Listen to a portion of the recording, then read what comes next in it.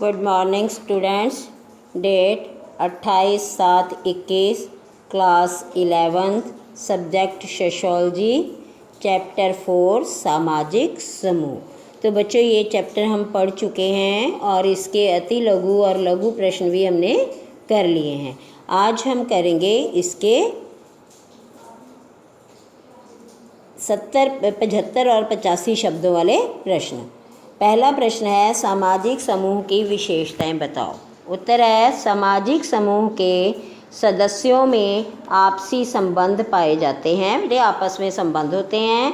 सामाजिक समूह व्यक्तियों की एकत्रता को नहीं कहा जाता, मतलब बहुत सारे व्यक्ति इकट्ठा हो जाएं उसे सामाजिक समूह नहीं कहते, बल्कि समूह किसे कहते हैं? सदस्यों में आपसी संबंधों के कारण।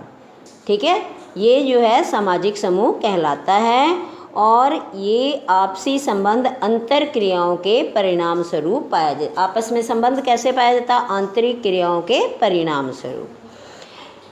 दूसरा पॉइंट है समूह में एकता की भावना भी पाई जाती है और इस समूह में क्या होता है? एकता की भावना।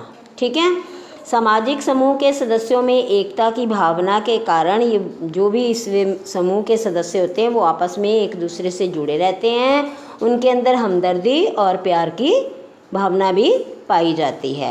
नेक्स्ट है समूह के सदस्यों में हम भावना। हम भावना क्या होती है? अपनेपन की भावना। ठीक है, अपनत्व की भावना का विकास होता है, इसलिए ये लोग एक दूसरे की मदद भी करते हैं। और सामाजिक समूह का अपने सदस्यों के व्यवहारों पर नियंत्रण होता है। इनके अब हर एक सदस्य का एक दूसरे के व्यवहार पर नियंत्रण होता है।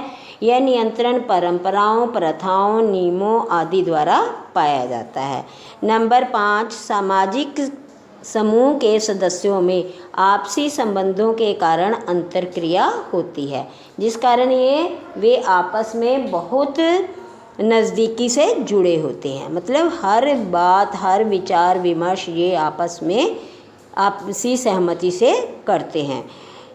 नंबर 6, समूह के सदस्यों में साझेपन की भावना होती है, जिससे उनके विचार भी साझे होते हैं, मतलब एक व्यक्ति के जो विचार हैं वो सभी के वैसे ही विचार होते हैं। किस कारण? क्योंकि इनके अंदर साझेपन की भावना होती है।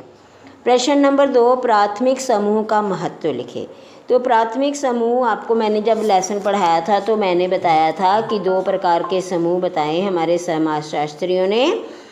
ठीक है, तो कूले के अनुसार था कि प्राथमिक और द्वितीय समूह 2 प्रकार के समूह होते हैं। प्राथमिक समूहों में बताया था मैंने शारीरिक रूप से नज़दीकी होती है, ये सदस्य रोज़ मिलते हैं, आपस में बातचीत करते हैं ना।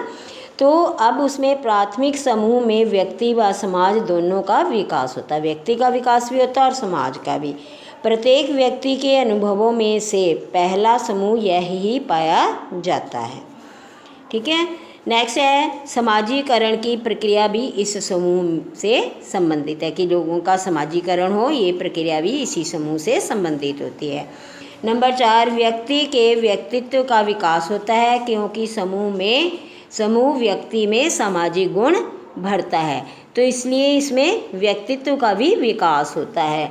नंबर 5 है व्यक्ति अपने अधीन अपने समाज के परिमापों, मूल्यों, परंपराओं, रीति रिवाजों इत्यादि का भी ज्ञान प्राप्त करता है। तो उसके अधीन जो परंपराएं हैं, समाज की मूल्य हैं, रीति रिवाज हैं, परंपराएं हैं, इनका भी वो ज्ञान प्राप्त करता है। और नंबर 6, व्यक्ति सबसे पहले इसका सदस्य बनता है, इस सामाजिक समूह का पहले सदस्य बनना पड़ता है उसको।